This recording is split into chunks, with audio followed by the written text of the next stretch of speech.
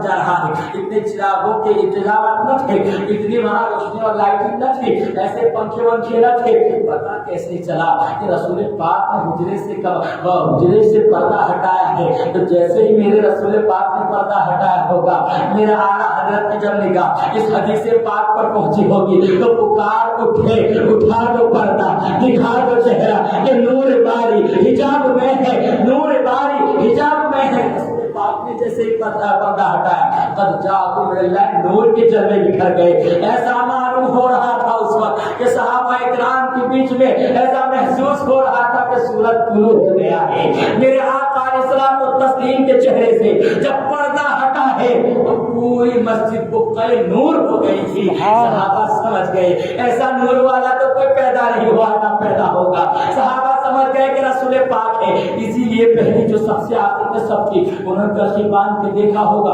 उसके आगे जो थी उन्होंने और थोड़ा सा गर्दन घुमाई होगी, और कुछ आगे होंगे उनको कितना घूमना पड़ा होगा ये सभी लोग अंदाजा लगा सकते हैं। और जरा उस इमाम से पूछिए, अबू बकर सिद्दीक से पूछिए, आपको कैसे पता चला? क्योंकि अबू बकर सिद्दीक हजरत अबू बकर सिद्दीक पीछे अकीबाई है, अकीबाई है, आप एड़ियों के बल पीछे हट रहे थे। उनको किसने बताया था चालू नमाज में कि रसूल पाक आ रहे हैं? वो रोशनी ने बताया था, वो शम्स वाला चेहरा था, वो दुहा वाले चेहरे ने जब अपने रुख से पर्दा हटाया था तो उन्हें अंदाजा लगा कि रसूल पाक आ रहे हैं। उन्होंने गुमान किया कि रसूल पाक नमाज पढ़ाने के लिए आ रहे हैं। जब आप मुसल्ले से पीछे हट रहे थे, अब जरा सोचे अगर कोई नमाज में इस तरीके से देखेगा तो उसकी नमाज बाकी रहेगी क्या? उसकी नमाज बाकी रहेगी? आपकी गर्दन अगर कल्खियों से आप देख रहे हैं तब तक तो हुक्म तखफीफ का होगा, लेकिन जैसे ही आपका थोड़ी सी गर्दन के साथ कंधा घुमा तो आपकी नमाज मकरूह तहरीम में यहाँ तक के फासिद हो जाएगी, नमाज दोबारा पढ़नी होगी। लेकिन ये सहाबा है जो रसूल पाक को देख भी रहे हैं और नमाज भी फासिद नहीं हो रही है। अच्छा एक बात इससे ये भी समझ लीजिए कि अगर नमाज में कोई गड़बड़ी हुई होती, अगर नमाज में इस तरीके से देखना रसूल पाक की ज़ियारत करना मना होता तो रसूल पाक क्या तवस्सुल फरमाते बल्कि जलाल में आते। ये कौन सा तरीका कर रहे हो, ये कौन सा तरीका इख्तियार किया है? बल्कि रसूल पाक ने तवस्सुल फरमा के ये दलील दे दी कि सहाबा किराम मुझे देख रहे हैं और तवस्सुल में फरमा रहा हूँ। इसकी वाहिद वजह यही है कि इनकी नमाज कबूल है। अब तक के जो नमाज पढ़ रहे थे वो नमाज थी और मेरी ज़ियारत करके जो नमाज पढ़ रहे हो मेराज नमाज थी।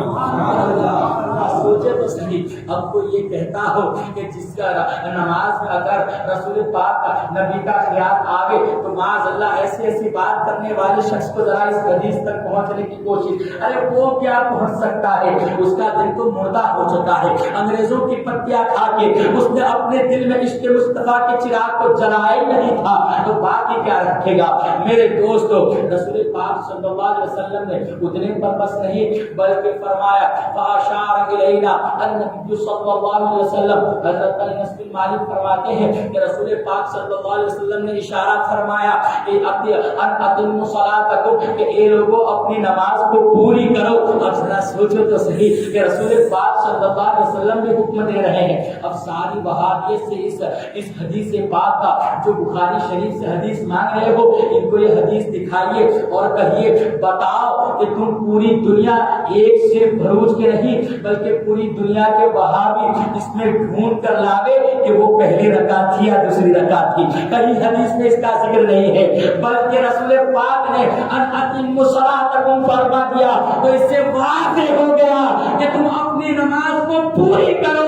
जितनी पढ़े थे वो नमाज थी, अब मेरा से नमाज है कि नमाज को पूरी करो। सहाबा का मियार था, ताज़ीम मुस्तफा का कैसा नामा तरीका था, जरा सोचे। उसके बाद रसूल पाक सल्लल्लाहु अलैहि वसल्लम ने रसूल पाक ने उस पर्दे को लटका दिया, रसूल पाक अंदर तशरीफ ले गए। उसके बाद हमने रसूल पाक को न देखा, यानी ज़ाहिर हयात से आप कूच कर चुके थे, यानी आपका विसाल हो गया। जरा गौर करें, अब ताज़ीम मुस्तफा पे अंगुष्ठ नुमाई करने वाले के साथ हम लोग रिश्ता रख सकते सकते हैं। जब सहाबा ने हमें जो तरीका दिया है उसे इख्तियार करना होगा, या जो गाली गलौज कर अपनी ज़बान को दराज करता है उस नबी की शान में, हम उसके साथ बैठेंगे उठेंगे, फैसला हमारे हाथ में है। हमें सोचना है, जरा सोचे सहाबा का दामन थामे रहे, सहाबा का तरीका इख्तियार करें। आइए हम और सहाबा से पूछते हैं, ये इससे भी बढ़कर ताज़ीम है। अरे ऐ नमाज में जब रसूल पाक की ज़ियारत कर रहे हो, उससे बढ़कर ताज़ीम कैसी होगी। मेरे आका अलैहिस्सलातु तस्लीम ने तरबियत दे रखी थी, इसलिए कि हमें जिस चीज़ की ज़रूरत पड़ती है हम अहकाम देखते हैं, कुरान देखते हैं, हदीसें देखते हैं, अक़वाले मुज्तहिदीन देखते हैं, जो उन्होंने इज्तिहाद करके हमें कानून बताया। रसूल पाक का तरीका ये था, रसूल पाक का तरीका ये था।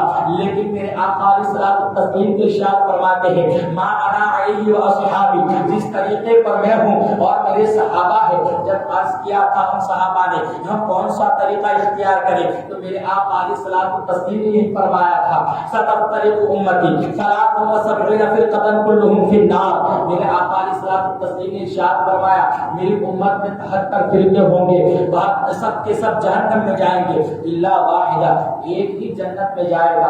तो सहाबा ने अर्ज किया था, मन है या रसूल अल्लाह, तो कौन सा फिरका है जो जन्नत में जाएगा। हमें 1 और 2 और 50 72 से मतलब नहीं है, हमें वो जन्नत वाला फिरका बता दीजिए, उसी पर हम चले और जन्नत में पहुंच जाए। ये हमारी रहनुमाई थी, वरना सहाबा से तो रब्बे कदीर ने वकुल्लम वादल्लाहु हुस्ना, सबके सबसे भलाई का वादा ले लिया था। सहाबा ने हमारी रहनुमाई फरमाई, हमें बता दिया कि ये तुम्हारे लिए हम पूछ लेते हैं। अब तुम्हारे दौर में अगर वहाबी आ जावे, तुम्हारे दौर में चकरावी आ जावे, तुम्हारे दौर में खादियानी आ जावे, तुम्हारे दौर में शमारिया से आ जावे, तुम्हारे दौर में देवबंदी आ जावे, तुम्हारे दौर में कदरिया आ जावे, तुम्हारे दौर में जबरिया आ जावे, तुम्हारे दौर में मुअतज़िला आ जावे, तुम्हारे दौर में जितने भी फिरके आ जावे, तुम्हें किसी की तरफ ध्यान नहीं देना है, उनकी तरफ मत जाना, उसी एक फिरके की तरफ आ जाना जो जन्नत में जाने वाला है। और वो जन्नत में जाने वाला फिरका कौन है, तो रसूल पाक इरशाद फरमाते हैं, मा अना अलैहि व अस्हाबी, जिस तरीके पर मैं हूँ और मेरे सहाबा है। तो अब जरा सोचे मेरे दोस्तों,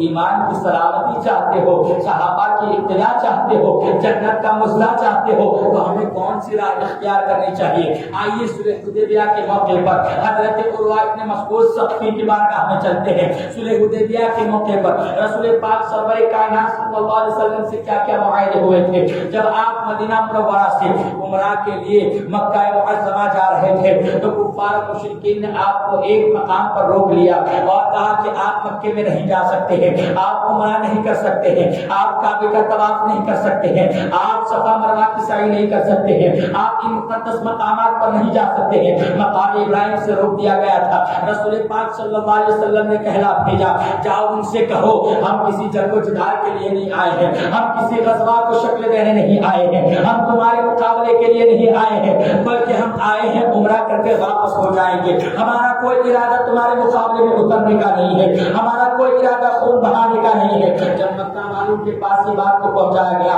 मक्का के कुरैशा, मक्का के सरदारों के पास इस बात को पहुंचाया गया, उन लोगों ने सोचा कि कहीं ऐसा न हो हम पर हमला आवर हो जाए, इसलिए कहा कि ये पहले जासूसी करवा ली जाए, पहले किसी को भेज के सारी मालूमात ले ली जाए कि वो लोग आए हैं खाली हाथ आए कि असलहों के साथ आए हैं, आए लश्कर लावा के साथ या अकेले आए हैं, क्या बातें उनकी नियत उमरा करने की है या हमारे पर हमला करने की है।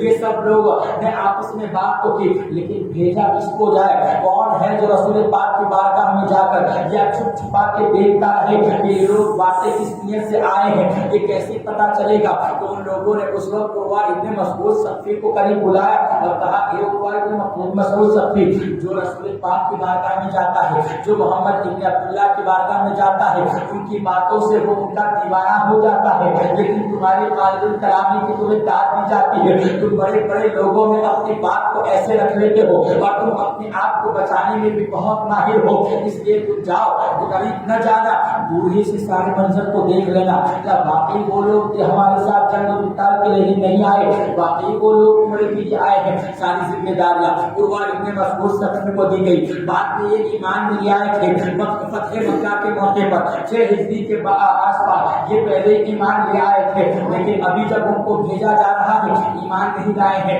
رسول پاک صلی اللہ علیہ وسلم کے دیوانوں کی جماعت کو دیکھنے کے لیے عروہ ابن مسعود سفر بہت دور اپنے آپ کو چھپاتے ہیں. ایک زیادہ دور سے نظر آتا ہے جہاں رسول پاک صلی اللہ علیہ وسلم نے اپنا پڑاؤ ڈالا تھا. صحابہ کرام نے وہاں پر جلوہ فرماتے ہیں. اب وہ دور سے دیکھ رہے ہیں, دور سے دیکھنے کے بعد سارے منظر کو اپنے آنکھوں میں بیٹھانے کے بعد سارے محبتوں کو اپنے نگاہوں میں بیٹھانے کے بعد انہوں نے سب کچھ دیکھنے کے بعد جب قریش مشرکین مکہ کی طرف واپس آئے تھے تو جانتے ہو عروہ ابن مسعود سفر کے کیا الفاظ تھے. وہ کہتے ہیں واللہ لقد وفدت علی الملوک ووفدت علی قیصر کسریٰ والنجاشی واللہ ان رأیت ملکا قط ما تعظمه اصحابه ما يعظم اصحابه محمد صلی اللہ علیہ وسلم. عروہ ابن مسعود سقفی نے قریش مکہ کفار مکہ سے آ کے کہا تھا کہ سنو قسم خدا کی میں نے قیصر و کسریٰ کے بارگاہ کو دیکھا ہے, میں نے بڑے بڑے بادشاہوں کے دربار کو دیکھا ہے, میں نے ایسے ایسے بادشاہوں کو دیکھا,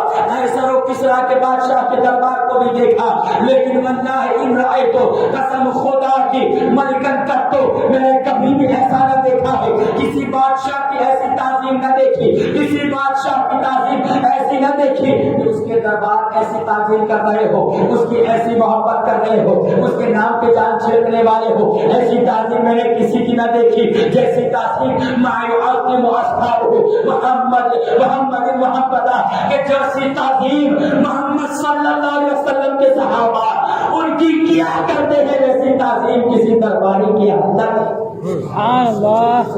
یہ عروہ ابن مسعود سفی کا الفاظ ہے. یہاں تک کہ فرماتے ہیں آگے یوں کہتے ہیں اس لیے کہ میں نے اس دربار میں دیکھا ہے کہ جہاں رسول پاک صلی اللہ علیہ وسلم محمد بن عبداللہ جب اپنی ناک شریف کو چھیڑتے ہیں تو صحابہ اپنی ہتھیلیوں پر چھیڑ لیا کرتے ہیں, اسے زمین پر نہیں گرنے دیتے. یہاں تک کہ جب بلغم شریف کو جب اپنے بلغم شریف کا کھنگار کرتے تھے تو صحابہ اس کو بھی نیچے نہیں پڑنے دیتے تھے بلکہ اپنے ہاتھ میں لے لیا کرتے تھے. اور جس کے ہاتھ میں کھنگار شریف آ جائے, بلغم شریف آ جائے, ناک شریف, ریگ شریف آ جائے, اس کے بعد وہ لوگ کیا کرتے تھے, ایسا نہیں تھا کہ ایک طرف لے جا کے ڈال دیتے دفن کرتے, بلکہ صحابہ کے عشق پر قربان جائیے, صحابہ کے جذبات پر قربان جائیے, صحابہ کی وفائی پر قربان جائیے, صحابہ کے اظہار پر قربان جائیے. جو رسول پاک کی بارگاہ میں پلنے والے تھے انہیں ہمیں تعظیم کا طریقہ سکھا دیا اور انہوں نے تعظیم نہ کرنے والوں سے دور رہنے کا طریقہ بھی سکھا دیا. وہ بلکہ فرماتے ہیں کہ جو لوگ کے ہاتھ میں بلغم شریف یا ریگ شریف ہوتا وہ اپنے سینے پر بندھ دیا کرتے تھے, وہ اللہ کا وجہ اور اپنے شہروں پر بندھ دیا کرتے تھے. اتنے پر بس نہیں, جو صحابہ دور ہوا کرتے تھے وہ صحابہ ان کے قریب جاتے اور ان کی ہتھیلیوں کو ملتے اور ان کی ہتھیلیوں کو ملنے کے بعد اپنے سینے پر ملا کرتے تھے, اپنے چہروں پر ملا کرتے تھے. اب جو ان کے قریب ہوتے وہ ان کی ہتھیلی پر ہتھیلی کو بس کیا کرتے تھے. بتاؤ آج میرے مبارک کی تعظیم پر ناپاک زبان دراز کرنے والے لوگ صحیح ہے یا صحابہ کا طریقہ صحیح ہے؟ ہمیں فیصلہ کرنا ہوگا, ہمیں ذرا سوچنا ہوگا. صحابہ کرام تو اس طریقے سے تعظیم مصطفیٰ کا جا لائے. جب رسول پاک صلی اللہ علیہ وسلم کی جسم سے الگ ہونے والا ایک جز ہے, آپ کی زبان یا آپ کے ناک شریف سے الگ ہونے والے رتبت ہے جو اتنی پاک اور صاف اور اتنی شفاف ہے, اتنی پاکیزہ ہے. صحابہ کرام سے اپنی ہتھیلیوں میں اٹھا لیا کرتے تھے, اپنے چہروں پر ملا کرتے تھے. آج ہمیں تبرک سے روکا جاتا ہے, آج ہمیں مبارک کی زیارت سے روکا جاتا ہے, نعرے مصطفیٰ کی زیارت سے روکا جاتا ہے.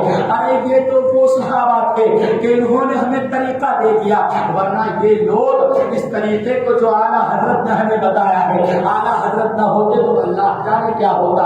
اس کے بعد عروہ ابن مسعود ثقفی کہتے ہیں کہ ان دیوانوں کو میں نے دیکھا ہے کہ جب ان کے پیغمبر جب آپ وضو کرتے ہیں، وضو کرنے کے لیے بیٹھتے تو جو پانی کا جو وضو کا دھون ہوتا اس کا ایک قطرہ بھی نیچے نہیں گرنے دیتے تھے، وہ لوگ اپنی ہتھیلیوں میں اٹھا لیتے، یہاں تک کہ جب محمد ابن عبداللہ یعنی ان کے پیغمبر اپنی زبان سے کوئی حکم دیتے یا کوئی بات بتاتے تو وہ صحابہ آپس میں اس پر سبقت کرنے کے لیے یعنی اس حکم کی فرمانی کرنے کے لیے، تابعداری کرنے کے لیے، مدعو فرمان ہونے کے لیے وہ لوگ آپس میں اتنی سبقت کرنے کی کوشش کرتے کہ معلوم ہوتا کہ آپس میں جھگڑا ہو جائے گا، جنگ و جدال ہو جائے گا کہ میں پہلے کروں گا، میں پہلے کروں گا، یہ جھگڑا ہو جائے۔ جب صحابہ کرام کا یہ دیوانہ پن دیکھا تھا تو عروہ ابن مسعود ثقفی نے کہا تھا کہ سنو اے قریش، اے کفار مکہ، اے سرداران مکہ، ذرا یاد رکھو میں ان لوگوں کو دیکھ کے آیا ہوں، جنگ نہیں کرتے ہیں یہ لوگ، اور تم اگر جنگ کے لیے آمادہ ہو تو میں تمہیں بتا دوں کہ جنگ انسانوں سے ہوا کرتی ہے، دیوانوں سے نہیں۔ میں نے دیکھا ہے کہ محمد کی بارگاہ میں جو لوگ ہیں وہ انسان نہیں ہے، وہ دیوانے ہیں، اس لیے کہ جو اپنے محبوب، اپنے نبی، اپنے پیغمبر کے جسم سے الگ ہونے والے وضو کے قطرات کو زمین پر نہ گرنے دے، وہ صحابہ کیسے برداشت کر سکتے ہیں کہ محمد ابن عبداللہ کے خون کے قطرے کو زمین پہ گرنے دے؟ اس لیے میں کہتا ہوں کہ محمد ابن عبداللہ نے تم پر اس کو ہدایت کا پیغام دیا ہے، یا تو اسے قبول کر لو یا ان کی راہ کو چھوڑو۔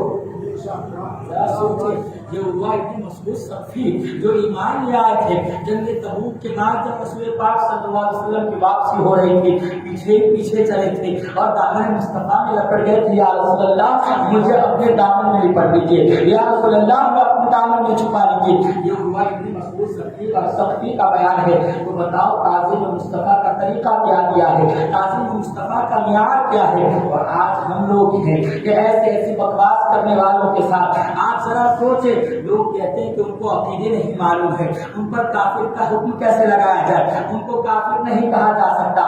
میرے دوست ذرا بتاؤ تو کیا وہ میلاد منا رہے ہیں، کیا وہ فاتحہ خوانی کرا رہے ہیں؟ ہم مان لیتے ہیں کہ ہمارے سامنے آنے والے کو ہم فوراً کافر نہیں کہیں گے، لیکن کیا ان قرینے سے، ان طریقوں سے پتہ نہیں چلتا ہے کہ یہ کس مزاج کا آدمی ہے، ان کے ساتھ ان کی برابری کرنے جا رہا ہے کہ نہیں؟ تو ہم ایسوں سے ہمیشہ دور رہے میرے دوستوں۔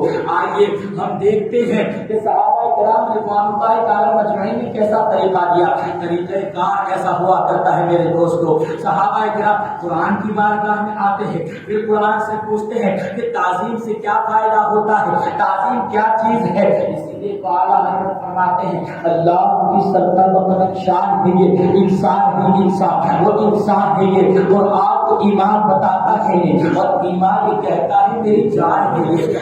سوچے کہ حضرت موسیٰ علیہ السلام جب فرعون کے مقابلے میں گئے تھے اور فرعون کے سامنے اپنی لاٹھی المبارکہ کو، اپنے عصے کو جب نیچے ڈالا تھا تو وہ اژدہا بن گیا، اور جب لاٹھی اژدہا بن گیا تو فرعون ڈر گیا تھا۔ اب اس نے اس وقت اپنی بولی کو بدل لیا، لیکن پھر کیا ہوا؟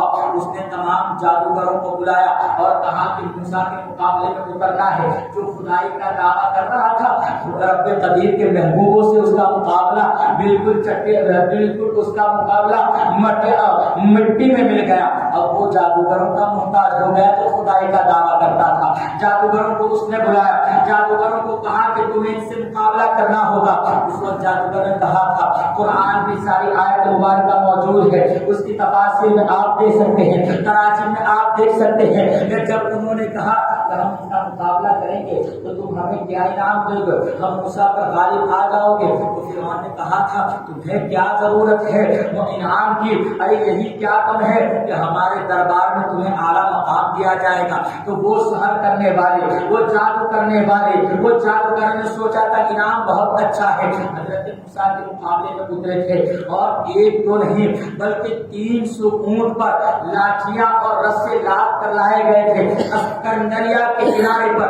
اسکندریہ کا جو دریا تھا، اسکندریہ کے کنارے پر یہ پوری جنگ رونما ہوئی۔ جب لوگ دیکھنے کے لیے تو چوک در چوک آ گئے، پورے لوگ وہاں سمٹ کر آ گئے۔ ادھر ایک اللہ کا محبوب تھا، ایک موسیٰ ادھر اکیلے تھے، ادھر سینکڑوں ہزاروں کی تعداد میں جادوگر تھے، لیکن انہوں نے ایک تعظیم کا پہلو دیکھا جو قرآن میں بیان کیا گیا ہے۔ انہوں نے کہا قالوا یا موسیٰ اما ان تلقی و اما ان نکون نحن الملقین، قالوا انہوں نے کہا اے موسیٰ کیا تم ڈالنے والے ہوتے ہو یا ہم پہلے ڈالیں، کیا تم پہلے ڈالتے ہو یا ہم پہلے ڈالیں؟ اب یہ تھوڑی سی تعظیم تو نظر آ رہی ہے، اس لیے کہ مقابلے والے کی عزت کی جا رہی ہے کہ کیا تم پہلے اپنی لاٹھی ڈالتے ہو، اس لیے کہ جادوگر رسیاں اور لاٹھیوں کا جادو اس لیے لے کر آئے تھے کہ حضرت موسیٰ علیہ السلام کو لاٹھی کا معجزہ دیا گیا تھا کہ زمین پر ڈالتے تو وہ اژدہا بن جاتی اور جیسے ہاتھ میں پکڑتے حسب معمول وہ لاٹھی بن جاتی تھی۔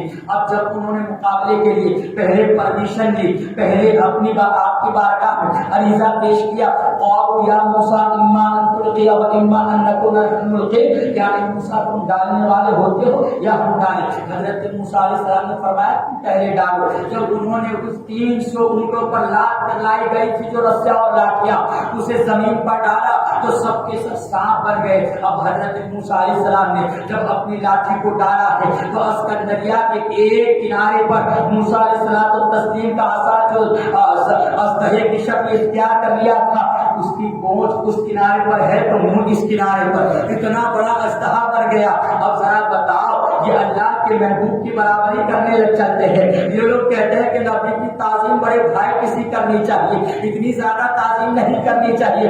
ارے تم لوگ لاؤ لاٹھی کیا پورا اژدہا لے آؤ، تم کچھ نہیں کر سکتے ہو۔ جو اللہ نے اپنے محبوبوں کو وہ طاقت عطا فرمائی ہے، جو خود ارشاد فرماتا ہے لا یزال عبدی یتقرب الیک بالنوافل حتی احببته وكنت سمعه الذي يسمع به وبصره الذي يبصر به ويده التي يبطش بها ورجله التي يمشي بها۔ یہ حدیث قدسی ہے، رسول پاک کی زبان ہے، حدیث قدسی ہے۔ اللہ تعالیٰ نے اپنے محبوبوں کو اتنا قریب کر لیا، اتنا قریب کر لیا، ان کو اپنا محبوب بنا لیا، اور محبوب بنا لیتا ہے تو کیا ہوتا ہے کہ میں ان کے آنکھ بن جاتا ہوں جسے وہ دیکھتے ہیں، میں ان کے کان بن جاتا ہوں جس سے وہ سنتے ہیں، میں اس کے ہاتھ بن جاتا ہوں جس سے وہ پکڑتے ہیں، میں ان کے پیر بن جاتا ہوں جس سے وہ چلتے ہیں۔ تو یہ پیر ہاتھ بننا اللہ تبارک و تعالیٰ جس کو جسمانیت سے پاک ہے، رب قدیر ہر طریقے کے انقلاب سے پاک ہے، بلکہ اس حدیث کا مفہوم یہ ہے، حدیث قدسی کا مفہوم یہ ہے کہ اللہ نے ایسی قدرت عطا فرماتا ہے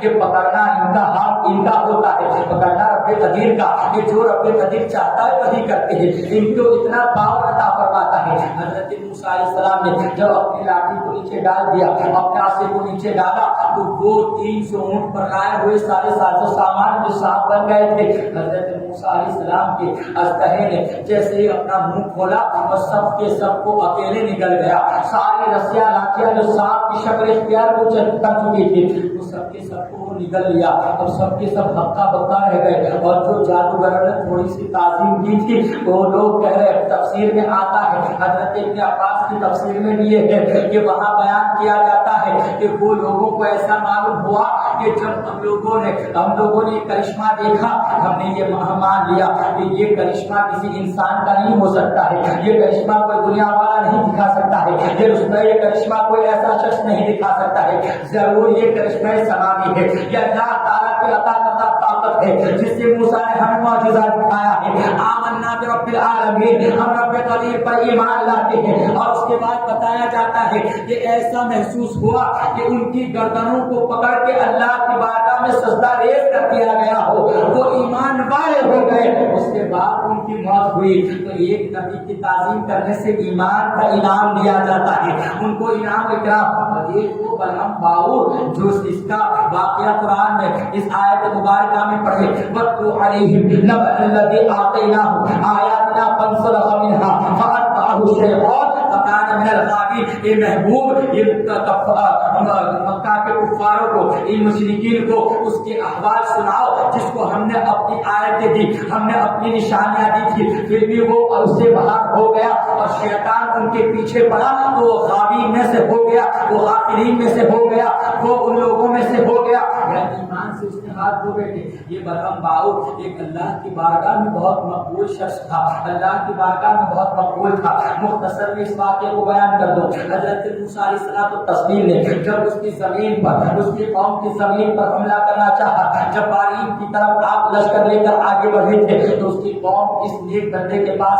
آئی تھی جس کو اللہ تبارک و تعالیٰ نے جو کہا ہے کہ فَانْسَلَخَ مِنْهَا فَأَتْبَعَهُ الشَّيْطَانُ وَاتَّبَعَ الَّذِي آتَيْنَاهُ آيَاتِنَا, کہ جس کو ہم نے اپنی آیتیں دی ہے, اپنی نشانیاں. وہ کیا نشانی تھی؟ اس کو اسم اعظم شریف دیا گیا تھا. وہ اسم اعظم شریف کا ورد کرتا تھا اور اللہ کی بارگاہ میں استخارہ کرنے کے بعد اسے اشارہ ہوتا, تم یہ دعا کرو, یہ دعا مت کرو, تم یہ دعا کر سکتے ہو, اس دعا سے تم روکے جاتے ہو. اتنی مقبولیت ہوگی کہ اسے اللہ کی طرف سے الہام ہوتا تھا, وہ وہی دعا کرتا. اس میں اعظم شریف دیا گیا تھا کہ وہ اس کو پڑھنے کے بعد اپنی دعا اللہ کی بارگاہ میں کرتا, اللہ اس کی دعا کو قبول کرتا. مستجاب الدعوات تھا, اس کی دعائیں مقبول ہو جایا کرتی تھی. لیکن اس کا حال کیا ہوا؟ جب حضرت موسیٰ علیہ السلام ان کی طرف آ رہے تھے, اس کی قوم اس کے پاس گئی, یہ بلعم ہماری بات کو سنو, یہ باؤ ہمارے اوپر موسیٰ آ رہے ہیں, موسیٰ اپنی قوم کو لے کر آ رہے ہیں, وہ ہمیں قتل کر دیں گے, ہماری زمینوں پر قبضہ کر لیں گے, ہماری زمینوں پر قبضہ کرنے کے بعد اپنی قوم کو دے دیں گے, ہماری زمین سے ہمیں نکال دیں گے. ذرا ایسا ہے تم ان کے خلاف دعا کر دو کہ وہ یہاں نہ آئے. تو بلعم باؤ نے کہا تھا, تم مجھے کس بات کی تلقین کر رہے ہو, اس بات کو تم آرزو کرتے ہو کہ میں اللہ کے پیغمبر کے خلاف دعا کروں؟ یہ ہرگز نہیں ہو سکتا ہے, اس لیے کہ میری آخرت بھی تباہ ہو جائے گی, میری دنیا بھی تباہ ہو جائے گی. بلعم باؤ نے ایک بار انکار کیا, دو بار انکار کیا, لیکن وہ قوم جو ہے اس کے اصرار کرتے رہے, اس کے پیچھے پڑی رہی اور کہا تم دعا کرو. اس نے کہا اچھا ٹھیک ہے, میں پہلے استخارہ کر لوں. جب بھی اس کو یہ موقع پیش آتا, اس کو دعا کرنی ہوتی تھی, وہ استخارہ کرتا. اس نے ایک رات میں استخارہ کیا, اسے حکم دیا گیا ایسا ہے کہ دیکھو موسیٰ کے خلاف اپنی زبان کو مت کھولنا ورنہ تمہاری ہلاکت لکھی ہوئی ہے. اب وہ کہنے لگا صبح اٹھ کے اپنی قوم کو, میں تمہارے لیے دعا نہیں کر سکتا ہوں, مجھے منع کر دیا گیا ہے, مجھے حکم دیا گیا ہے کہ میں ایسی دعا نہ کروں. اس کے بعد پھر بھی قوم نے مسلسل اصرار چالو رکھا, یہاں تک کہ اب تحفہ تحائف بھیجنا شروع کیا. تحفہ تحائف کی لالچ جیسے اسماعیل دہلوی کو دی گئی تھی, اشرف علی تھانوی کو دی گئی تھی, انگریزوں نے سکے بھیجے تھے, یہ ہمارے نہیں بلکہ وہ خود ان کی کتابوں میں لکھا گیا. ماہانہ 600 روپیہ, جہاں مسلمان 10 روپئے کو ترستا, 1 روپئے کو ترستا تھا, وہاں ان لوگوں کا انگریز ان کی رہنمائی کرتا تھا, انگریز در پردہ ان کی امداد کیا کرتا تھا. میرے دوست تو تحفہ تحائف کے ذہن کو خراب کیا تھا, جیسے کہ بلعم باؤر کی قوم نے اس کا ذہن خراب کیا. اب تحفہ تحائف بھیجنا شروع کیا. بلعم باؤر کے بعد پھر اصرار کیا. بلعم باؤر نے کہا ٹھیک ہے میں دوبارہ استخارہ کر لیتا ہوں. اب پھر رات میں اس نے استخارہ کرنا چاہا. اب استخارے میں نہ ہاں کا جواب آتا ہے, نہ کا جواب آتا ہے, نہ کوئی اشارہ ملتا ہے. صبح اٹھنے کے بعد قوم سے کہا دیکھو آج مجھے کوئی اشارہ نہیں ملا ہے, اس لیے میں کچھ نہیں کر سکتا. اس کے قوم نے کہا ارے پہلی بار جب تم نے استخارہ کیا تو اللہ کی طرف سے حکم آیا تھا کہ تم ان کے خلاف تو بددعا مت کرنا, تم اپنی قوم کے لیے دعا مت کرنا. لیکن اب کی بار کوئی اشارہ نہیں آیا, نہ تمہیں روکا گیا, نہ تمہیں اجازت دی گئی. اس کا مطلب یہ ہے کہ تم جو چاہے کر سکتے ہو.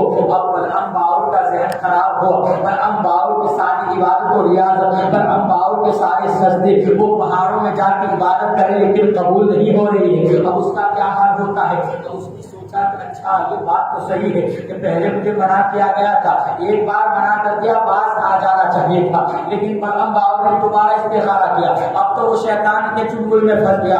اس کی قوم کو کہا اچھا ٹھیک ہے میں پہاڑی پر جا کے دعا کرتا ہوں. اس کا یہی طریقہ تھا, پہاڑیوں میں چلا جاتا, وہیں جا کے دعا کرتا. بلعم باؤر وہاں پہاڑی میں چلا گیا. اب اس کی قوم بھی وہاں انتظار کر رہی ہے. بلعم باؤر حضرت موسیٰ علیہ الصلوۃ والتسلیم کے خلاف جو الفاظ بولتا وہ ان کی موافقت میں ہوتے, اور جو وہ حضرت موسیٰ کے خلاف الفاظ ہوتے وہ الفاظ بلعم باؤر کی زبان تھی لیکن قدرت چھین لی گئی تھی. اب بلعم باؤر کی زبان نہیں چل رہی ہے, بلکہ جو بول رہا ہے اپنی قوم کے خلاف بول رہا ہے, جو موافقت کر رہا ہے اب موسیٰ علیہ الصلوۃ والتسلیم کی قوم کی اور موسیٰ کے موافقت کر رہا ہے, ان کی طرفداری کر رہا ہے. اس قوم نے کہا تھا اے بلعم تم کیا کر رہے ہو, اے باؤر تم کیا کر رہے ہو, ہم نے تو تمہیں تحفے تحائف دیے تھے, ہم نے تو تم سے آرزو یہی کی تھی, ہم نے تو تم سے یہی تمنا رکھی تھی, ہماری آرزو پہ تو پانی پھیر رہا ہے، اے داؤد تو ہماری مخالفت کر رہا ہے، اے داؤد تو یہ زبان کیسی چل رہی ہے، تو ہماری مخالفت میں دعا کر رہا ہے، موسیٰ کی موافقت کر رہا ہے، حالانکہ ہم نے تو تم سے اس سے الٹا کہا تھا، تو برحق داؤد نے کہا تھا، ایک بار میں نے تم سے پہلے کہا تھا